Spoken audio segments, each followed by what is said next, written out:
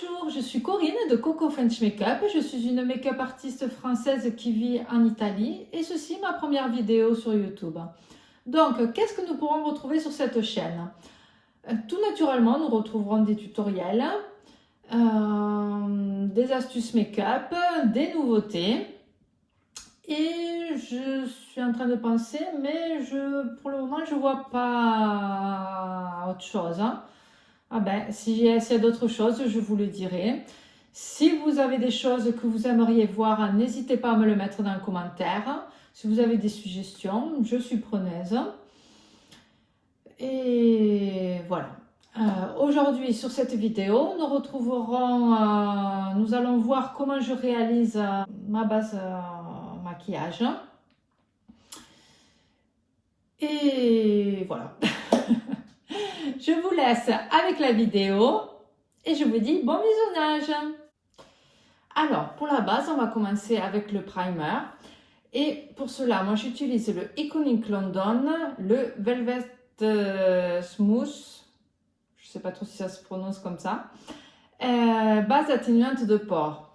Pourquoi j'utilise cette base? Parce que j'ai la peau normale à mixte et mixte grasse.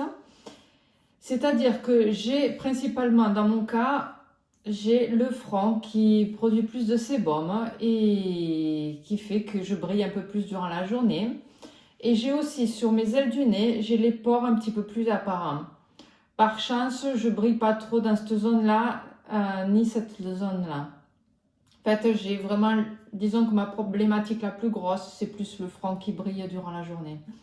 Moi, je vais utiliser seulement là où j'ai les plus de problématiques, c'est-à-dire sur les ailes du nez et sur le front. Pour ce qui est du reste, du visage, j'utilise rien parce que, comme je vous ai dit, j'ai une peau normale, donc sans problématique, donc je n'ai pas grand-chose à corriger. C'est vrai que le primer, c'est fait aussi pour rallonger la durée du maquillage. Mais maintenant, les produits, quand même, ont une très bonne durée et je trouve pas qu'en fin de soirée, il me manque du maquillage ou quoi que ce soit. Donc, je ne trouve pas l'utilité d'utiliser sur cette zone-là. Donc, ce primer, je pense qu'il m'est venu le mot cette crème parce que ce primer a vraiment une texture crème. Je ne sais pas si vous pouvez le voir. Comparé à d'autres primers qui pourraient être, qui ont cette particularité de réduire les pores, du moins réduire visuellement les pores. D'habitude, ces primers-là ont une texture un petit peu plus épaisse. On le sent quand on le met. Disons qu'elles sont un petit peu plus dures, un peu plus difficiles à travailler. Et d'ailleurs, ces bases-là, d'habitude, il faut que vous y allez vraiment en petite dose. Sinon, vous risquez d'avoir comme un effet un petit peu qui peluche sur la peau. Je ne sais pas si vous voyez ce que je veux dire. Je ne sais pas trop si je m'exprime bien. Alors, revenons à cette base qui a une texture un petit peu crème. Donc, du coup, à l'étaler, elle est beaucoup plus facile. Je vous la mets seulement sur ce côté du visage, comme ça vous pouvez voir la différence. Je la mets donc, comme je vous ai dit, ici, là où j'ai le plus de pores, et, voilà. Et sur le front, ici.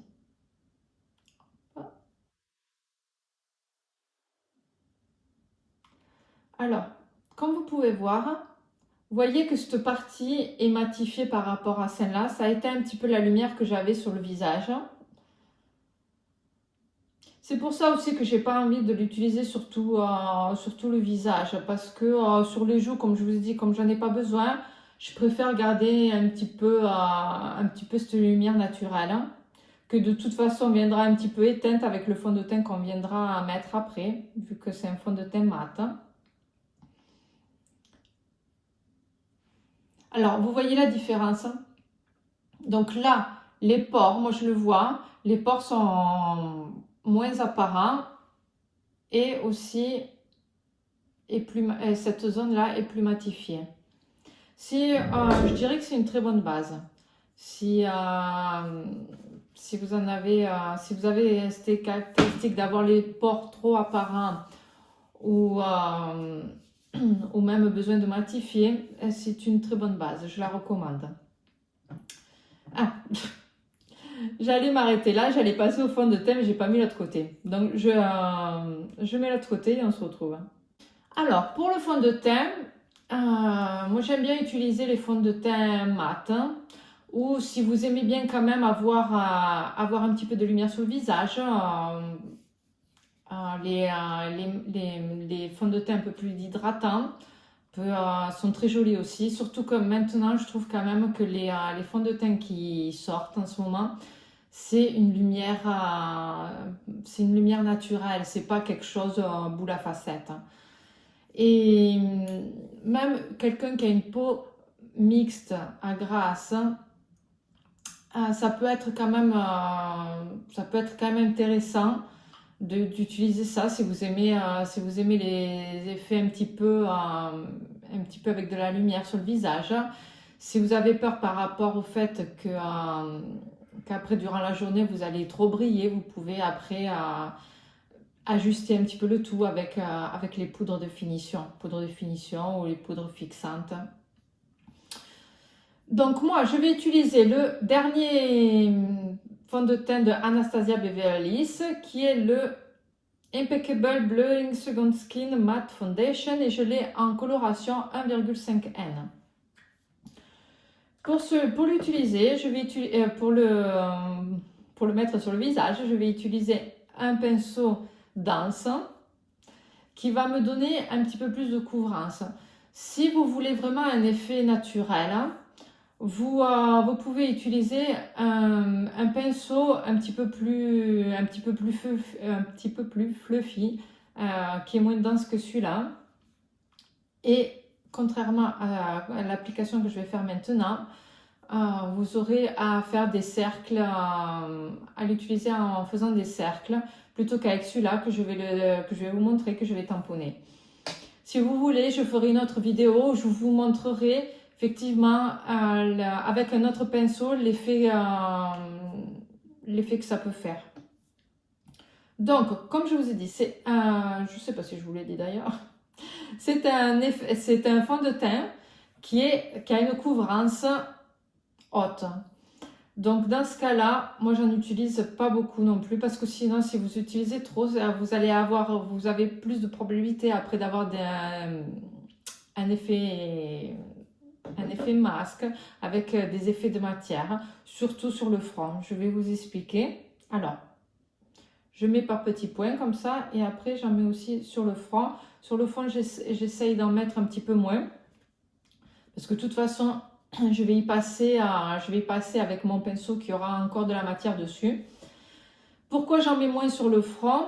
Parce que étant une zone avec les rides d'expression, vous voyez comme ça, si vous mettez trop de produits sur cette zone-là, vous avez plus de risques que le fond de teint aille dans les rides d'expression et du coup ça va vous faire des lignes et ça va pas être très joli. Donc, pour mettre le fond de teint, comme je vous disais, je le tapote sur le visage. Vous avez vu la couvrance. D'ailleurs, alors, maintenant je suis repassée avec mon pinceau là. J'aurais pu vous montrer que justement, si vous en mettez trop, ça vous fait cet effet-là qui n'est pas du tout naturel. Et regardez, ici qu'il y en a moins, ça fait un effet plus naturel. Bien sûr, après, moi je vais venir l'étaler sur tout le visage et donc après cet effet va diminuer. Mais bon, si vous en mettrez trop, vous voyez que ça peut faire un effet vraiment pas naturel. Pourquoi je tapote mon pinceau et non pas je le fais glisser? Parce qu'en le faisant glisser, déjà, il y a plus de chances que le fond de teint adhère moins à la peau. Et ensuite, vous risquez de vous retrouver avec des traces de pinceau. Si vous le tapotez, vous n'avez pas cet effet-là. Alors ensuite, bien le passer partout Et surtout, n'hésitez pas à repasser plusieurs fois sur les mêmes zones pour bien diffuser la matière dans la peau.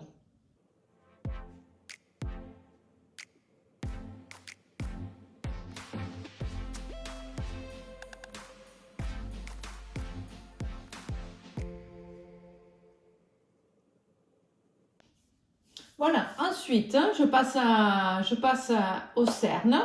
Pour les cernes, donc pour moi, c'est assez important d'abord d'utiliser un correcteur pour venir neutraliser la couleur de mon cerne et ensuite passer l'anti-cerne dessus. Ensuite, surtout, pensez à bien corriger seulement là où vous avez la couleur. Si vous corrigez, si vous mettez du correcteur sur toute la zone, vous allez corriger des zones qui n'en ont pas besoin et vous allez vous retrouver avec une différence de couleur. Là, vous allez vous retrouver avec du orange pêche ou la couleur que vous mettez, qui va ressortir puisque de toute façon, elle ne va pas être neutralisée par la couleur violette dessous. Du coup, vous allez vous trouver avec une couleur orange sur le dessous de l'œil et ça ne va pas être joli à voir. Donc, là, en mettre quantité, très peu, sinon vous n'allez pas arriver à l'estomper. Et on va se retrouver avec l'effet que je vous disais avant. Donc, j'en mets vraiment là. Je vais faire seulement un œil, comme ça je vais vous montrer. J'en mets vraiment là où j'en ai seulement besoin. Je prends mon pinceau. Là aussi, vu que c'est une texture crème, pinceau dense. Et je viens passer vraiment là où j'en ai besoin, là où j'ai la couleur à corriger. Je viens remonter un petit peu ici aussi, parce que vous voyez ici, il y a un peu de couleur aussi, un peu de couleur sombre. Et je viens tapoter. Ah, c'est là important aussi, venez bien tapoter pour bien faire adhérer le produit à la peau. Et je passe légèrement ici aussi que j'ai un peu de... Là où vous avez les ombres. J'ai un peu de couleur là aussi. Et après, pour bien faire vraiment adhérer le produit, je passe avec mon doigt, qu'avec la chaleur de mon doigt, ça va venir faire fondre encore plus la matière. Voilà, après... J'aime bien passer aussi avec, vous allez voir que j'utilise beaucoup aussi mon pinceau à fond de teint, un petit peu comme un correcteur. Je viens là où j'ai pu, parce que naturellement on peut déborder, c'est pas évident de rester vraiment dans la zone du cerne. Dans ce cas-là, je viens avec mon pinceau à fond de teint, repasser un petit peu sur la zone pour effacer ce qui aurait pu sortir de la zone. Regardez la différence entre les deux yeux. Déjà, seulement avec le correcteur. Et après, on va venir avec l'anti-cerne et rééquilibrer la couleur. Alors, moi j'utilise, je ne vous ai pas dit, pour le correcteur, j'ai utilisé celui de Tarte, le Shape Tape correcteur en couleur peach.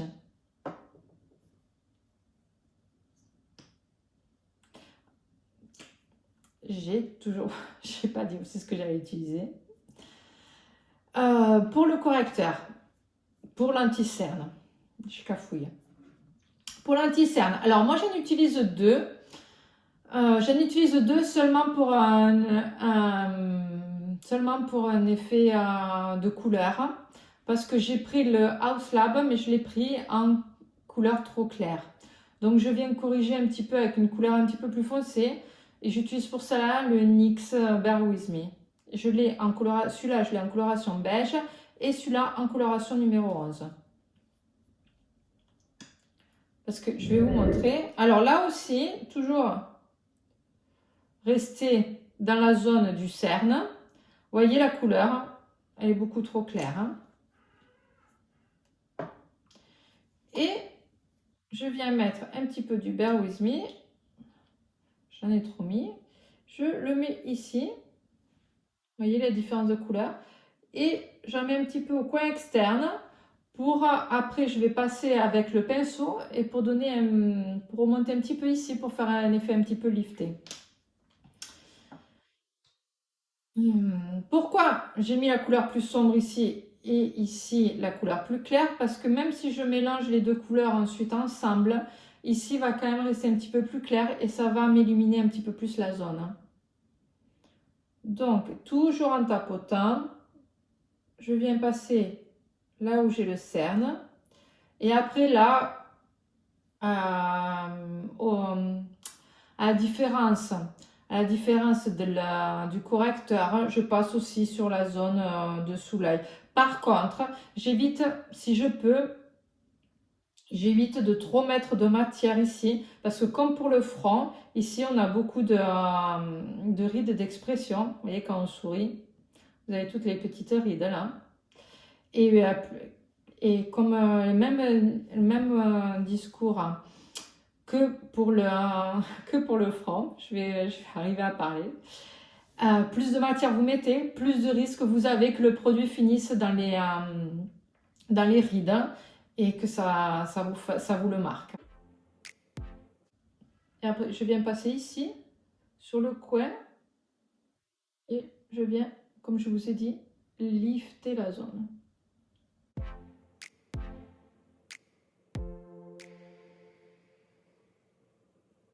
Et comme pour tout à l'heure, et comme pour avant, j'utilise mon doigt pour bien faire fondre la matière dans la peau. Et pour éviter toute démarcation entre l'anti-cerne et mon fond de teint, je viens passer mon pinceau à fond de teint sur les bords pour qu'il n'y ait vraiment aucune démarcation. Voilà la différence entre les deux. Je fais l'autre œil, on se retrouve. Alors, second œil est fait. Maintenant, on va passer au blush bronzer illuminateur. Je vais commencer par le bronzer et pour cela, j'utilise le NARS, le Laguna, en couleur Laguna. Alors, pour le bronzer, moi, je l'utilise plus, j'utilise le bronzer plus comme contouring que comme bronzer. C'est-à-dire que le bronzer, qui, comme son nom l'indique, vient donner un effet bronzé au visage, vous devez le mettre sur cette zone-là, qui est la zone un petit peu plus saillante de votre visage. Ça vient reproduire l'effet du soleil qui vient taper sur vos visages et qui vous donne cet effet allé. Et donc, d'habitude, le bronzer, vous le mettez ici, sur le front et un petit peu sur le nez, si vous avez envie. Moi, je l'utilise plus comme contouring pour me redimensionner un petit peu le visage. C'est-à-dire que je voudrais un effet, parce qu'avec l'âge, vous avez le visage qui devient un petit peu plus creusé. Et donc, pour venir un petit peu faire rebondir un petit peu les joues, on crée une ombre sous la joue pour faire ressortir la joue. Parce que dans le discours des jeux de lumière et d'ombre, l'ombre vient creuser et la lumière vient faire ressortir. Donc si vous venez mettre de l'ombre sur les joues, automatiquement la partie qui est au-dessus de l'ombre, avec un effet d'optique, viendra ressortir. Pourquoi j'utilise un bronzer et non pas un contouring? Parce que des fois, le contouring est trop gris. L'effet n'est pas du tout naturel. Si vous prenez un bronzer, ça peut, la matière la couleur vient plus se fondre avec votre visage, avec la couleur de votre visage, et donc je trouve que ça fait un effet plus naturel. Par contre, dans ce cas-là, utilisez plus quand même un bronzer dans les colorations neutres. Si vous prenez un bronzer trop orange, là aussi ça ne va pas faire naturel. Donc moi je me trouve bien avec celui de NARS. Pour cela, toujours j'utilise un pinceau assez dense Et je l'utilise assez petit aussi pour pouvoir mieux contrôler en fait la zone que je vais faire. Donc, comme je vous ai dit, pour refaire cet effet de joue un petit peu plus bombé, je vais partir un petit peu au-dessous de la joue, c'est-à-dire là où naturellement vous avez le creux. Si vous voyez entre les deux mâchoires, entre la supérieure et l'inférieure, vous avez un creux qui se fait naturellement. Et donc moi je pars de cette zone-là et je trace comme une ligne ici. Et après je viens remonter. Et ensuite je remonte jusqu'au mon front.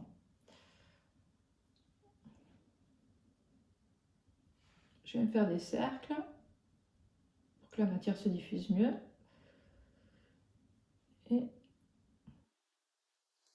là aussi, comme je vous dis, toujours reprendre votre pinceau à fond de teint. Si vous voyez que vous êtes trop descendu ou ici que vous avez mis trop de matière, venez avec votre pinceau, vous venez corriger.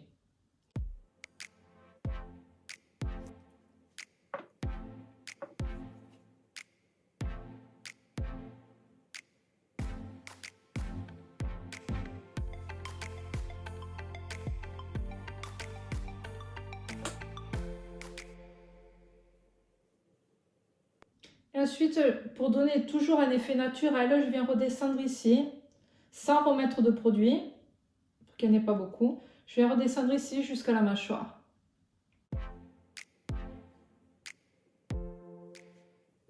Maintenant, je passe à l'illuminateur. Pour celui-là, je vais utiliser toujours quelque chose de liquide, crème liquide. Et pour celui-là, j'utilise le Iconic London, le Rollaway Glow en coloration Peach Paradise.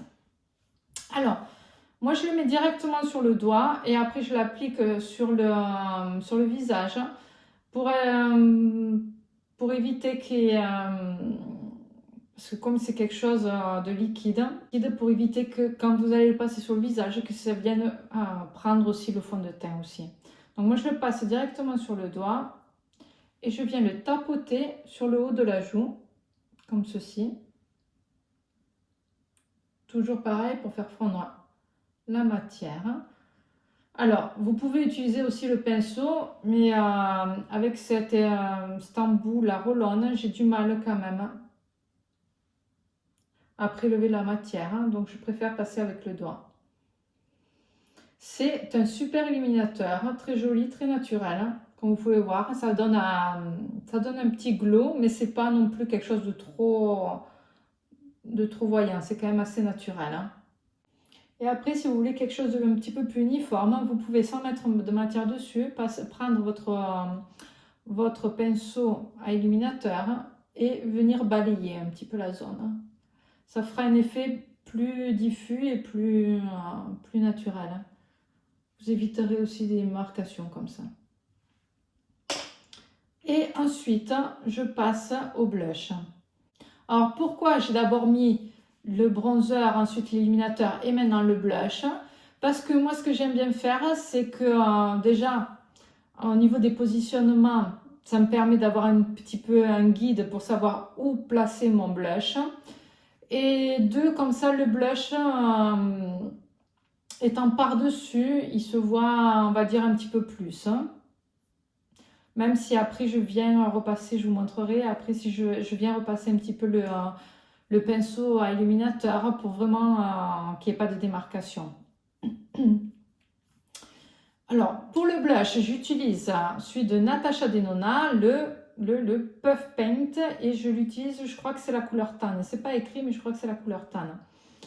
Toujours pareil, là, pour éviter de mettre trop de produits, pour éviter que la matière vienne, quand je vais venir appliquer, vienne se prendre aussi je trouve pas les paroles, vienne prendre aussi le fond de teint avec. Je le mets d'abord sur la main, je l'applique sur la main, comme ça je vous montre aussi la couleur. Je prends mon pinceau, toujours pinceau assez dense, pour les matières liquides et crèmes.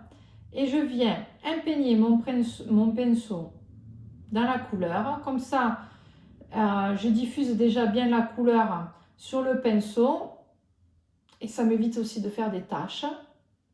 Et après, je viens l'appliquer sur le visage en remontant un petit peu pour donner un effet un petit peu plus lifté à la joue et jusqu'ici. Si je vois que j'en ai pas assez, j'en remets. Alors là, après, ça dépend des goûts et des couleurs, hein. Si vous voulez un effet naturel, vous pouvez très bien vous arrêter comme ça. Moi, j'aime bien quand même que ça se voie un petit peu plus. Et je viens repasser.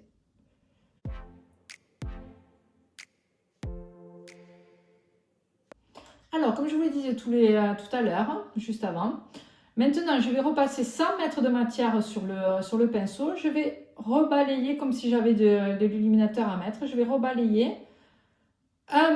Pour que s'il reste un peu de matière sur le pinceau, pour que ça vienne à réappliquer un petit peu de matière. Et deux, pour vraiment que l'illuminateur et le blush viennent se fondre ensemble et que ça ne fasse pas de démarcation. Et ensuite, on va venir poudrer. Alors, avant de poudrer, j'aime bien repasser aussi le pinceau, toujours mon pinceau à fond de teint. J'aime bien le repasser sur le front pour éviter qu'il y ait entre-temps il y ait des petites lignes qui se soient faites, des petites lignes de fond de teint sur les rides d'expression, comme je vous disais. Et aussi passer là où j'ai mis l'anti-cerne. Parce que si vous mettez de la poudre, sur des lignes qui se sont formées, vous aurez vraiment du mal après à les enlever. Et ce ne sera pas joli. Donc, alors pour poudrer, moi en ce moment j'utilise la Laura Mercier qui est la Translucent Loose Setting Powder, qui est une poudre fixante et qui contrôle aussi, moi je trouve qu'elle contrôle aussi les brillances. Donc, et justement, vous allez voir, je vais l'utiliser seulement sur ma zone T parce que je trouve que justement elle vient trop matifier le visage et elle vient m'éteindre toute la lumière que j'aurais pu avoir avec les produits crème que j'ai appliqués. Ensuite, je trouve que les produits qui sortent maintenant, c'est quand même des produits de vraiment bonne qualité, des produits qui tiennent toute la journée et vous n'avez pas forcément besoin de les fixer. Moi, je trouve qu'il n'y en a pas forcément besoin, à moins que vous ayez des caractéristiques comme les peaux grasses qui durant la journée, ben, vous avez le visage qui produit du sébum et vous avez des brillances et les matières qui ne tiennent pas trop. Dans ce cas-là, si ça peut être utile. Dans les autres cas, surtout si vous avez une peau sèche, de mettre une poudre par-dessus, ça peut venir au contraire assécher la peau et vous allez vous trouver avec le visage tout marqué. Donc moi vraiment je l'utilise là où je trouve que j'en ai besoin, c'est-à-dire sur le front. Et quelquefois je viens aussi, je vais vous montrer, je viens passer un petit peu ici pour flouter un petit peu les contours. Comme ça, je trouve que ça fait un effet plus joli. Et après, ça je vais vous montrer, mais sans remettre de la matière. Je viens juste fixer un petit peu l'anti-cerne. Mais là aussi, j'en mets très peu parce que la poudre vient sécher et naturellement, après, vous allez vous retrouver avec un contour de l'œil tout sec, tout fripé. Donc, j'utilise un puff petit parce que comme ça, j'ai plus de contrôle. Je viens le mettre, j'ai mis un peu de produit dans le capuchon. Je ne sais pas si ça se dit comme ça. Je perds un peu mes paroles. Et ensuite, l'excédent, je viens le tapoter dans la main parce que sinon, après, vous allez vous retrouver avec beaucoup trop de produits sur le visage. Et là aussi, ça va faire un effet trop sec, ça va pas être joli. Et ensuite, je viens tapoter, aussi toujours tapoter sur le visage. Ensuite, je vais reprendre ce que j'ai trop mis ici et je continue. Je viens sur mes ailes du nez. Et j'aime bien aussi passer en dessous, comme je vous disais, pour venir flouter les bords. seulement ici. Et sans remettre du produit, donc, comme je vous disais, je viens passer sur mon contour de l'œil. Si vous avez vu déjà, entre là et là, vous avez vu que ça a déjà un petit peu éteint la lumière. Et ensuite, je ne sais pas si ça peut trop se voir, ensuite vous voyez, déjà, ça a déjà un petit peu marqué.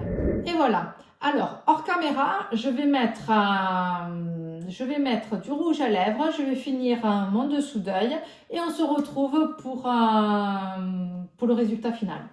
Alors, voilà, j'ai mis le rouge à lèvres, j'ai fait mon contour d'œil, mon dessous d'œil et je vous montre le résultat final.